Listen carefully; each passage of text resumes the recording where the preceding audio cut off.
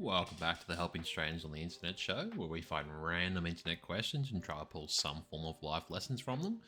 Try being the key word. And today we have this. Video game dad here. My wife thinks video games kill brain cells and is taking a stand on not allowing our son to play video games. 90% of the time, we're in agreement with things, but sometimes a dad must put his foot down. This is a good one. This is a really good one. And unfortunately, I think this is becoming more and more common. I don't even know if unfortunately is the right word. I think it is a discussion that needs to be had. The pros and cons to video games, especially video games at a young age for kids who are developing their brains. I'm going to come straight out. I am a pro video game. I do think video games have more benefits that outweigh the costs. I do believe that. That is where I fall on this one. But this is complicated. You know, there is that old saying, happy wife, happy life. However, as we all know, that life is just not that simple. There is more to it than that. A happy wife, happy life, you know, because also you're a man. You want to feel heard. You want to feel respected. You want to feel like you have some sort of authority in your own family. And I understand that. I really do. That can be really tricky. So how do we really solve this problem? Because we want to obviously be heard. Want to have an opinion on this issue, but also she's your wife, and I would hope that she's the love of your life. So, well, the very first thing is the communication error. We need to talk about how men and women, we communicate differently. I don't think this is spoken of enough. I really don't.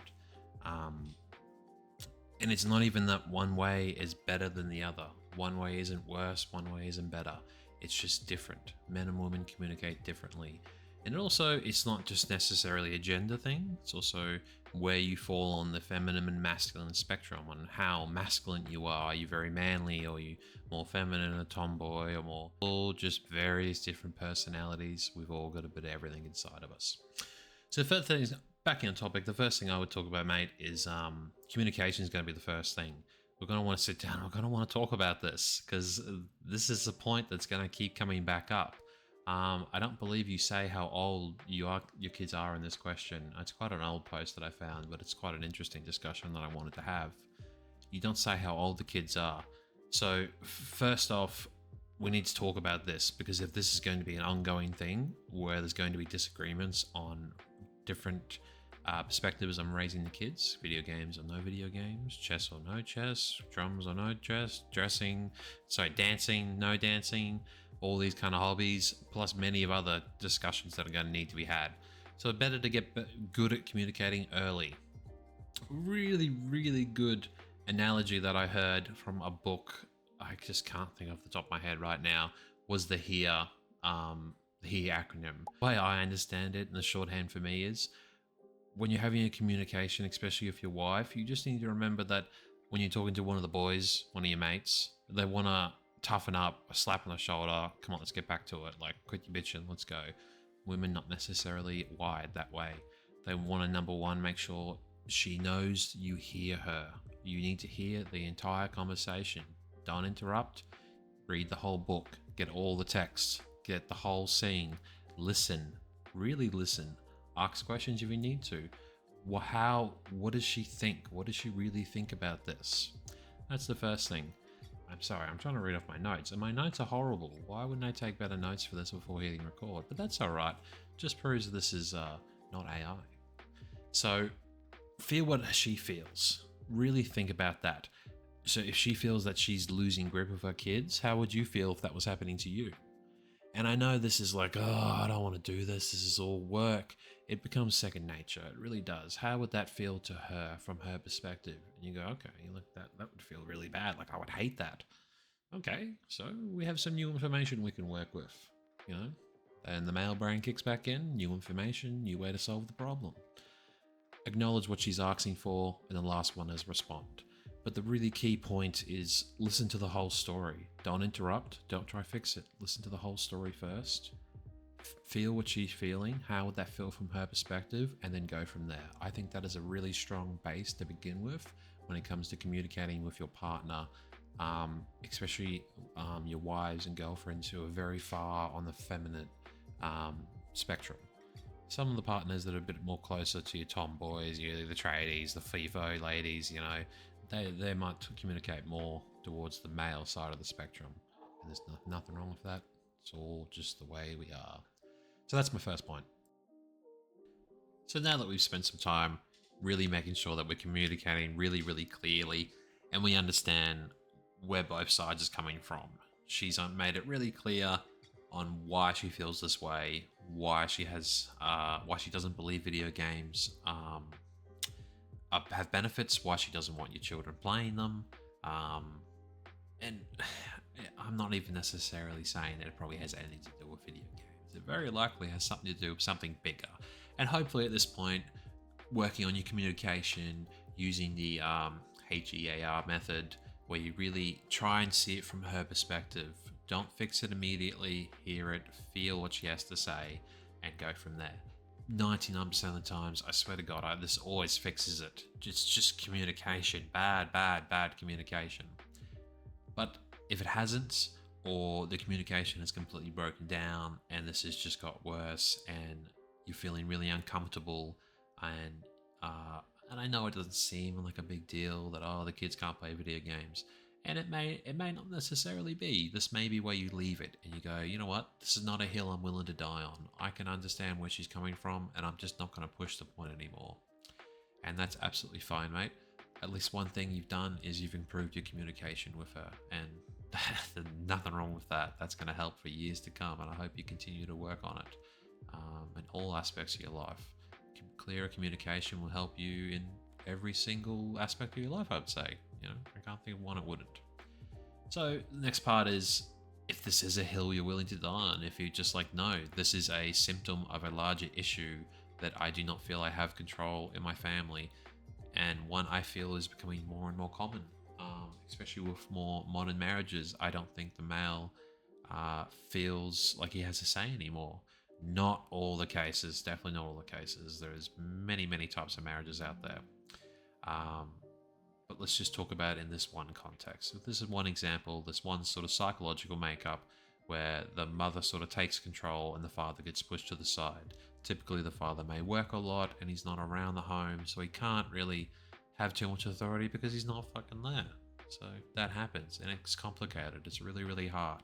And if communication doesn't fix it, the next step really is getting someone else involved. So typically it's a therapist. Sometimes it might be a friend, a close friend that you both have. Might be parents or grandparents. Just a third party to help you communicate this, to maybe keep it civil. If it's getting too hot and heated, or if it's just getting shut down immediately. A third party never hurts. Therapist would be the next one. And we all know what the next step is. You start getting lawyers involved in this kind of thing.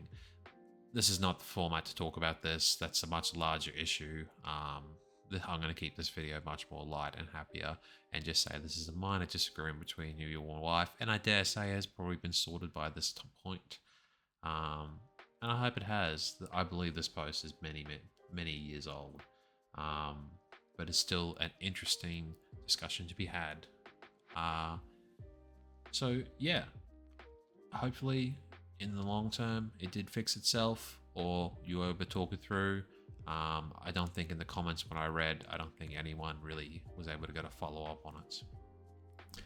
Lastly, I really just wanted to talk from my personal experience on what gaming has really done for me and what it has helped me accomplish.